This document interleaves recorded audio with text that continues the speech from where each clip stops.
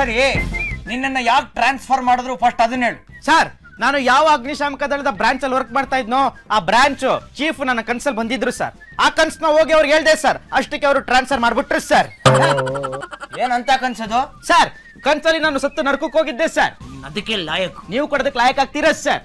ನರಕದಲ್ಲಿ ನೋಡಿದೆ ಸರ್, ಎಲ್ಲ ಕಡೆ ಬರೀ ಗಡಿಯಾರ ಗಡಿಯಾರ ಗಡಿಯಾರ. ಆ ಯಮನ್ನ ಕೇಳಿದೆ ಸರ್, ಯಾಕೆ ನಿಮ್ಮ ಲೋಕದಲ್ಲಿ ಇಷ್ಟೊಂದು ಗಡಿಯಾರ ಇಟ್ಟಿದ್ದೀರಾ ಅಂತ. ಅದಕ್ಕೆ ಅವ್ರು ಹೇಳಿದ್ರು ಸರ್, ನೋಡು ಪ್ರತಿಯೊಬ್ಬ ಮನುಷ್ಯನಿಗೂ ಒಂದೊಂದು ಗಡಿಯಾರ ಇದೆ. ಅವನು ತಪ್ಪು ಮಾಡ್ತಾನೆ ನನ್ನ ಲೈಫಲ್ಲಿ, ಅವಾಗ ಅವನ ಗಡಿಯಾರದ ಮುಳ್ಳು 1 hour ಫಾಸ್ಟ್ ಆಗಿ ಮುಂದಕ್ಕೆ ಹೋಗುತ್ತೆ ಅಂತ ಹೇಳಿದ್ರು ಸರ್. ಅಂದ್ರೆ ಅವನ ಜೀವನದಲ್ಲಿ 1 hour ಕಮ್ಮಿ ಆಗುತ್ತೆ ಅಂತನಾ? Exactly correct sir.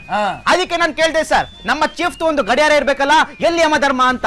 ಅದಕ್ಕೆ ಅವ್ರು ಹೇಳಿದ್ರು ಸರ್, ಅವ್ರ ಗಡಿಯಾರನ ನಾವು ಬೇಸ್ಮೆಂಟ್ ಅಲ್ಲಿ ಇಟ್ಟಿದೀವಿ. ಯಾಕೆಂತಂದ್ರೆ ಬೇಸ್ಮೆಂಟ್ ಅಲ್ಲಿ ತುಂಬಾ ಶೆಕೆ ಇದೆಯಲ್ಲ, ಅದಕ್ಕೋಸ್ಕರ ಅವ್ರ ಗಡಿಯಾರನ ನಾವು ಫ್ಯಾನ್ ತರ ಯೂಸ್ ಮಾಡ್ತಾ ಇದೀವಿ ಅಂತ ಹೇಳಿದ್ರು ಸರ್.